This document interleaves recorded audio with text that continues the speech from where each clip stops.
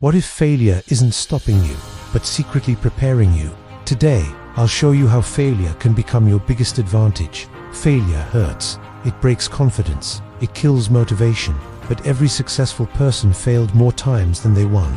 In this video, you'll learn how to turn failure into growth, strength, and success. Welcome to Peak Focus. It's time to focus. Let's get one thing straight, right from the start. Failure is not a full stop. It's feedback.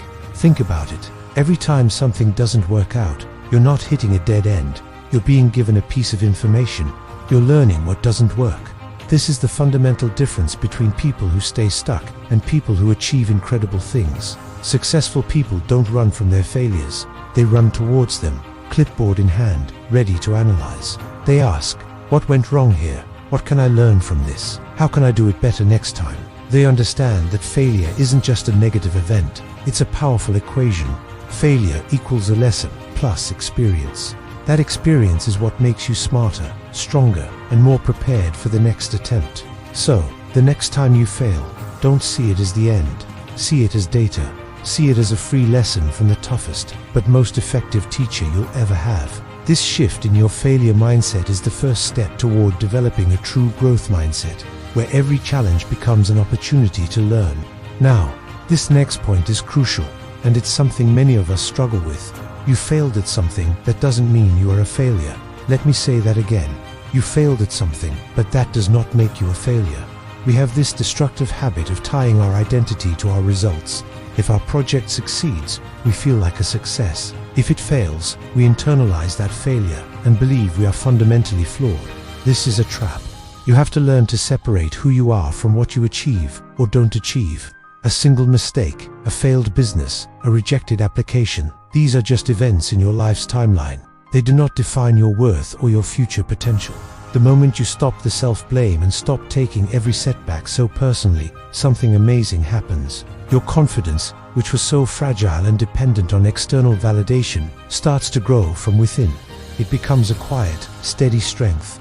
This is the core of resilience and mental strength. It's understanding that you are the person who is trying, learning, and growing, regardless of the outcome of any single event. Let's talk about resilience. Failure trains your mind to survive pressure.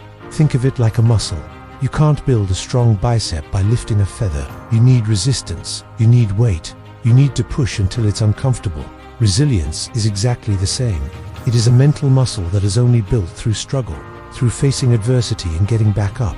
A life of comfort and ease never creates strong people.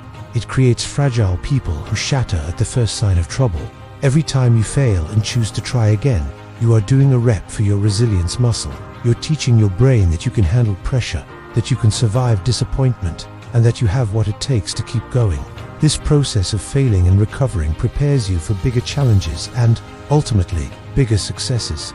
The person who has failed 10 times and is still standing is infinitely stronger and more prepared for a massive opportunity than the person who has succeeded once through pure luck. Failure is your training ground for greatness. It's the mental toughness bootcamp you didn't know you signed up for, and it's making you ready for the big leagues.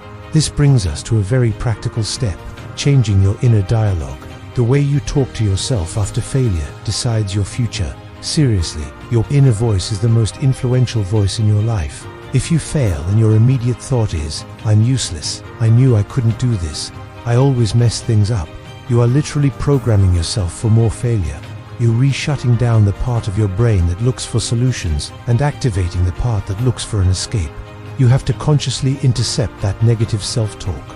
Replace, I can't do this with, I'm learning how to do this. Instead of I failed, try this attempt didn't work. Let's figure out why. It's not about lying to yourself or toxic positivity. It's about being a coach to yourself, not a critic. Your thoughts directly shape your actions. If you tell yourself you're learning, you will start looking for lessons. If you tell yourself you're a failure, you'll stop trying. This is the essence of personal growth. It starts with that conversation between your ears.